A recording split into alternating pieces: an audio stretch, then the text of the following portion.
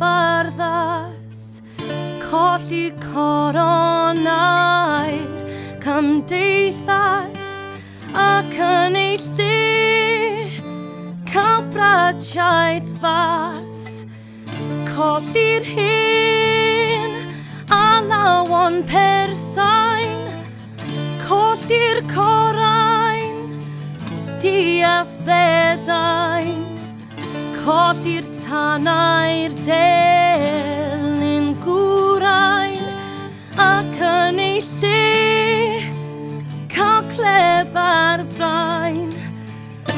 Colli crefydd, colli enaid, colli ffydd, yr hen wroniaid, colli popeth glan a ddilaid, ac yn ei lle cael baw a llaid. Colli tir a cholli tyddyn, colli elan a thrwerin, colli claidwen a llanwyddyn, a'r wlad i gyd dan ddŵr llyn. Cael yn ôl o borth marwolaeth, gan y ffydd a bri'r hen iaith. Cael yn ôl yr hen treftadaeth a Chymru'n cychwyn ar ei hamdaeth.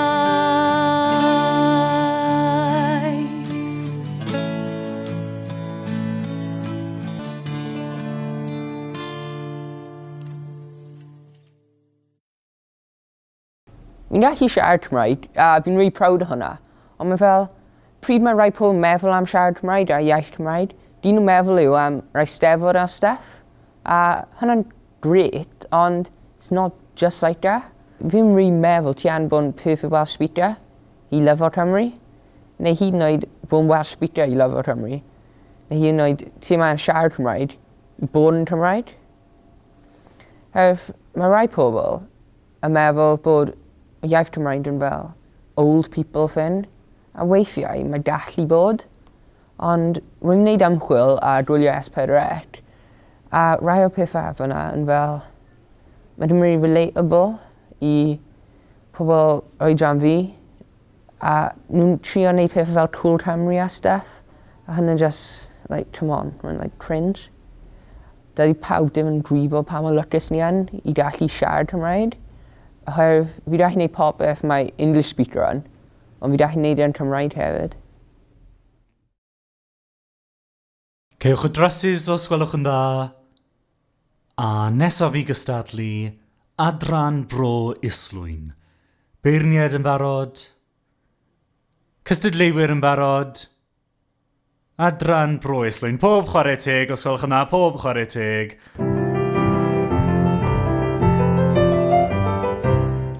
Gen ti cariad i deheniaeth. Gen ti sbon meddwl i dymaniaeth. Gen ti ddim. Vegan. Once, pan mynd allan o fy bro, dwi'n o'r saith i fi. Le ti'n dod o? Dyma fi ateb yn sydd i ffwrdd gan rhoi'r cardiau a'r bwrdd. O Gymru. Gwlad y Menigeifion. Gwlad y gan. Y feirdd. A tynnu. Harvests. Fe, Yn sydyn, yn syth allan o'r glas. Gofynnwch y dyn fi cwestiwn bas. gai byw mewn le mor dawnus? A ateb fi oedd. Dyna ti bod mor lwcus. A fi'n dweud wedyn. Ti'n siarad yn cil a peryg. A wedyn fi'n dweud. Dyfai pobl mewn glass houses dim da fi gyrrig. A off I ffwrdd. Fi yn proud o beth dwi yn. Ti yn. Ti ddim yn. Fi yn anyway. So fe, yn byw a cicio mae iaith ein gwlad fy dadau, a fy mamau, marchiau ti fy geiriau, a tra bydd bwyd yn llenwi'r wola, yn amynad a chwerw ola. Mae fe ddim yn iawn i'r iaith jyst marw allan. Rhaid stopio'r moch a mynd i'r gwenllan. Rwan. 1, 2, 3. Gen ti gariad i dyheniaeth. Gen ti sbo meddwl i dymamiaeth. Gen ti. Gen ti ddim. Fi'n gwybod ti gen.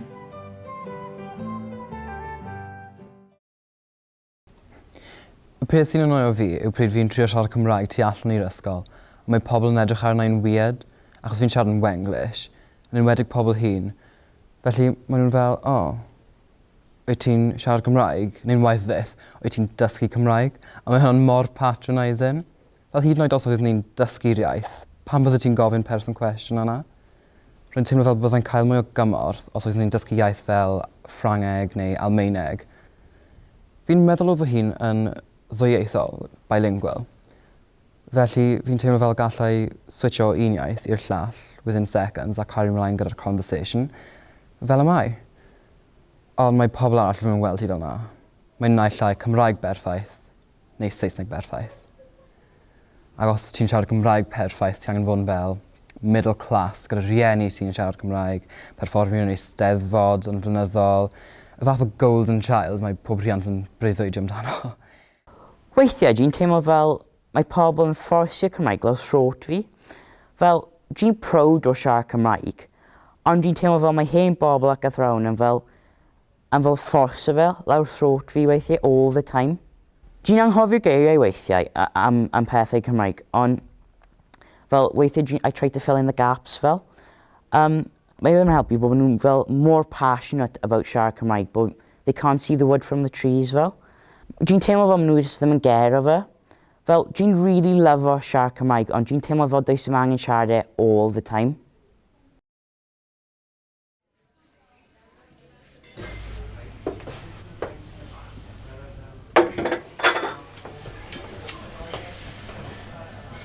Cymrwch y te? Na, Dad, dim diolch. Just cymryd y te, reit? Really, Dad, dwi ddim eisiau. Chi'n mynd i wneud hyn i fi? O flaen pawb? Really, Dad, dwi ddim eisiau. Wir? Ti'n gwybod faint mor bwysig ydy te yma i ni fel gymdeithas? Hi, Dad, mae'n really embarrassing. Rhag dy gwylydd. Chi'n gwybod faint mor bwysig ydy te ein gymdeithas ni? Dyn ni wedi fod yn wneud hyn am ganrifoedd. Yn rhan o'n notable yn hanes ni. Lle ti'n mynd? Ti bach. Iawn, bryswch nôl neu bydd eich te'n oer.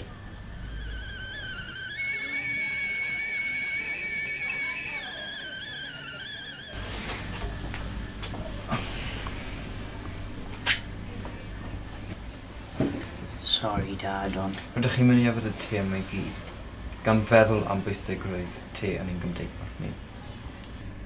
Mae'n rili bwysig i fi fel tad. I ni fel teulu, i ni fel gymdeithas, i gallu cael ymlaen yfed y te yma. Beth yw'n i stopio os dydyn nhw...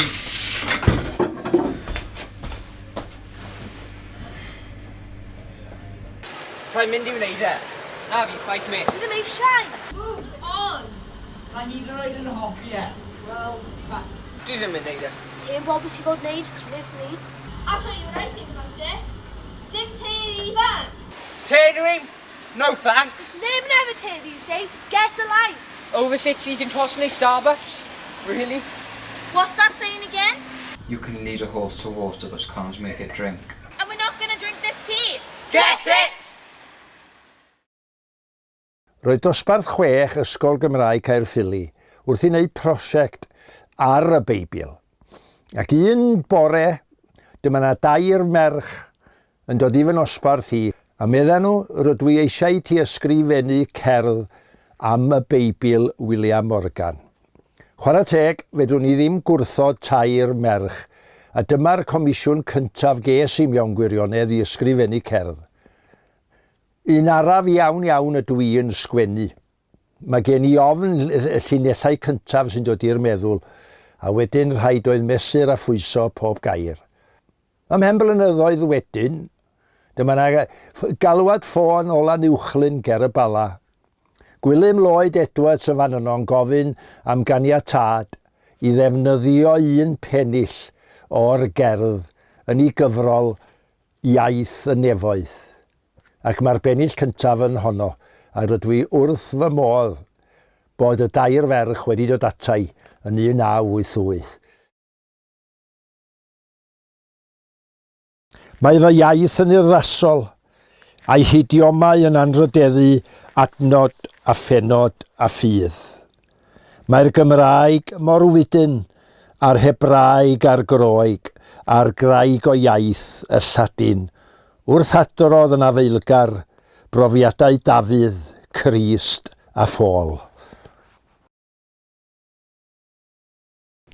Years and years ago, roedd pobl yn meddwl roedd Cymru'n fel bwysig, glad sydd yn ymladd dros fel rights nhw a stuff, beth o bac o lawr. Ond nawr mae pobl jyst yn meddwl ni'n weak neu rhywbeth, a tiny boring glad. Fel mae pobl ddim yn siarad yn Cymru os ni'n ennill y Grand Slam neu rhywbeth. O ddim yn ennill y Grand Slam anyway. Ond mae angen bod yn proud fel pob amser. Dwi jyst ddim yn get o pan maen nhw ddim. Mae angen bod yn proud pob amser.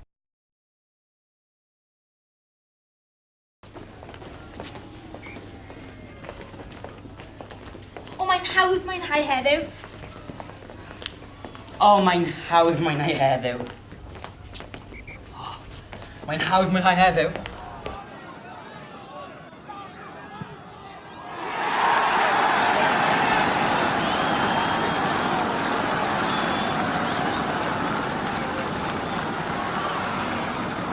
Y môr o lais, y môr o liw. Roi nôl i hyn, Elin! Un troso, trwy rosyn! Gwna hwrdd ein 15 dyn!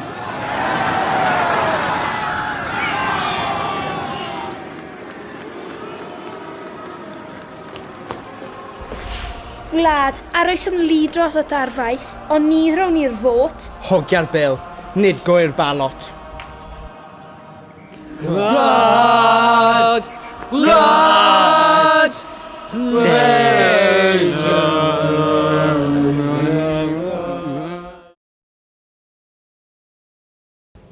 ddim yn hoffi pan mae pobl yn correcto fi. Dwi'n deall yn gwersi Cymraeg a falle. Ond, os dwi'n gwneud effort i siarad Cymraeg gyda ffrindiau fi, a wedyn mae rhywun yn dweud bod fi'n wrong, neu'n correcto fi, dwi'n teimlo'n rubbish. Dyna pan dwi'n hoffi sbectol hyd. Os chi'n defnyddio imagination ti a gweld pethau'n gwahanol, chi'n gallu gweld y positive things. Mae blynyddoedd dda'r sgrifennes i y gerdd fachon, soned yw i, a'r syniad tu ôl iddi o'n i wedi cael yn rhyfeddu pan weles i ar y cyfrifiadur rhyw safle lle o'ch chi'n gallu dweud beth oedd y ser oedd uwch yn pennau ni hyd yn oed pan oedd hi'n ddydd. Achos wrth gwrs, yn y nos i ni'n gweld y ser, ond maen nhw yna. Maen nhw yna yn y dydd fel maen nhw'n y nos. Ond bod ni yn methu gweld nhw. A nath hwnna wneud i fi sylweddoli peth mor bwerus yw'n dychymyg ni.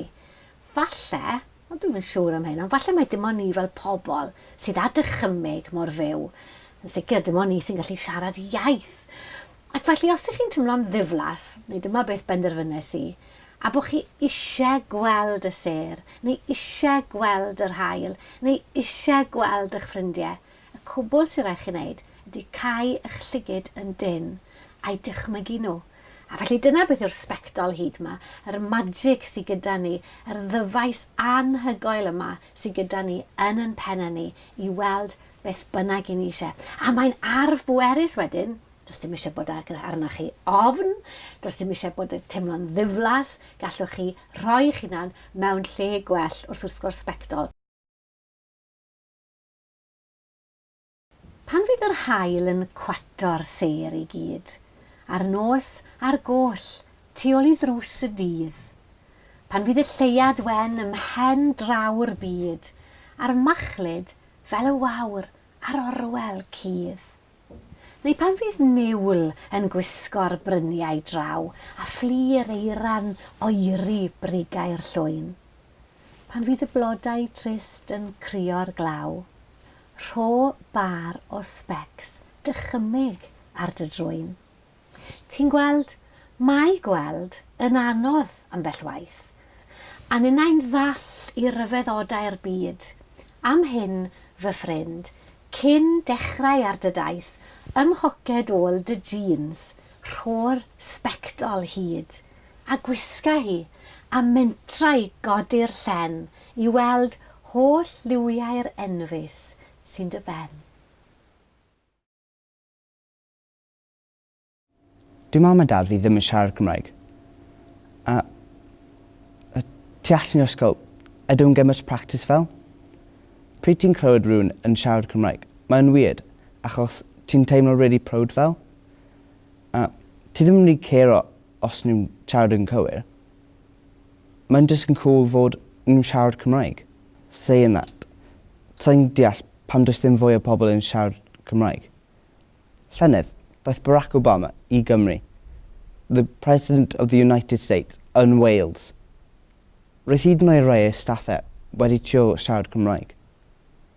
So, pam mae dal English schools yma? Surely, os mae person o wlad thousands of miles away yn gallu wneud ymdrech i siarad Cymraeg, pam nad i fwy o pobl yn Cymru yn gallu wneud e? Falle achos y holl criticism a snobiness, mae pobl yn arsi ffwrdd o fe. Yn Llundain ges i'n magu, a bod yn rhieni wedi nghodi fi i siarad Cymraeg, do'n am llawer gyfla i ddefnyddio'r iaith tu allan y tŷ, ac o ganlyniad pan o'n i'n tyfu fyny, Cymraeg digon bratiog o geni. A phan fyddwn ni'n mynd ar yngwyliau i Gymru, byddwn ni'n cyfarfod weithiau, a phobl oedd yn siarad Cymraeg ofnadwy o gywir, yn arswydus o gywir. Ond nhw'n neud i fi deimlo weithiau bod yn hafod i'n troi yn gwlwm yn yngheg i. O'n i'n watchad ffwtbol ar y television, ond o'n nhw'n gwylio pêl-droed ar y teledu. Wel, wrth gwrs, nhw oedd yn iawn, ond ar y llawar, mae yna fodd siarad Cymraeg mewn sawl ffordd. Mae yna sawl acen, mae yna sawl cywair posib.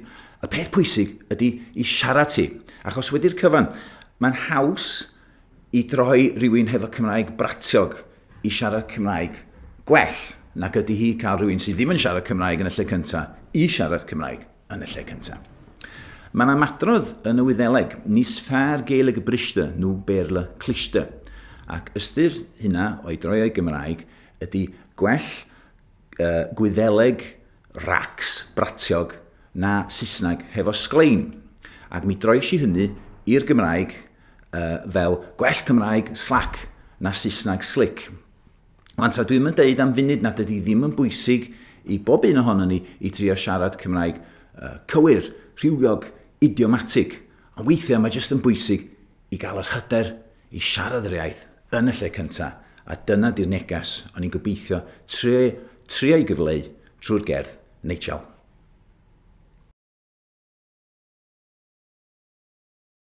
Cawsom wlad i'w chadw, darn o dir yn dist ein bod wedi mynnu byw. Paid sefyll yn rhy agos at y dresal, Neijal. Ti'n ysgwyd y llestri gleision. Dwerf cynnydd yw dwarf cenedl. Hel dy fachau budur o'r cydamaeth, Neijal. Athroes am iaith yr oesau yn iaith ein cywilydd ni. Dyn ni ddim eisiau hoel dy fysedd dros y geiriau, Neijal. Stroniaid heb ystyr yw hanes. O le ti'n dod, Neijal? Fy ngwlad. Ti'n merwino fy nghlistiau.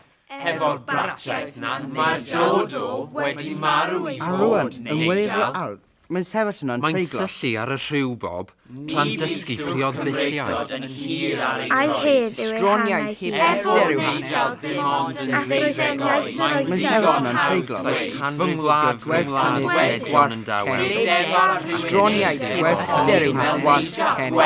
Athroes am iaith Mae'n yr sefyll yna'n oesau. treiglo. Fy ngwlad Dwarf cenedl. dianc rhag hon. Weithiau, dwi ddim yn meddwl bod pobl yn sylweddoli hanes nhw eu hunain yng Nghymru. Dydy e ddim yn helpu fod gwersi hanes yn yr ysgol yn sôn am America, De Affrica neu'r Almaen.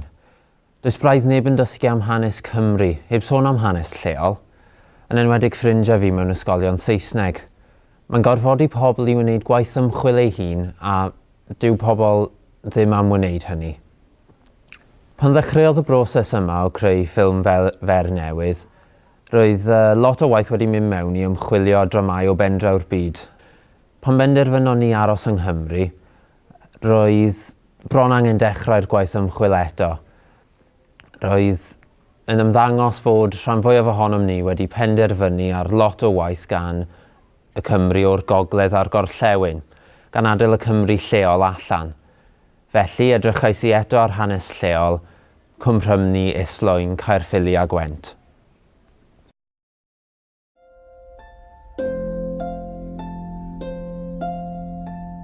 Gwyl uwchlaw cymylau amser. O fenoed, gwyl y tir lle mae'r awel fyth yn dyner. Lle mae'r wybren fyth yn glir. Hapus dyrfa sydd yn nofio yn ei hedd. I was wondering if you could tell me anything about it. No, I don't know much at all. No, not at all. And No. would you know anything about Islwyn, who was buried there? Ynddi tardd No, fy nothing nhonau really. bywyd. Trwyddi llif a fonydd hedd. I ddyfrhau ei brwydd hyfryd ac i anfarwoli ei gwedd. Iachawd yr iaith ar ei glân anedlu'r mwy.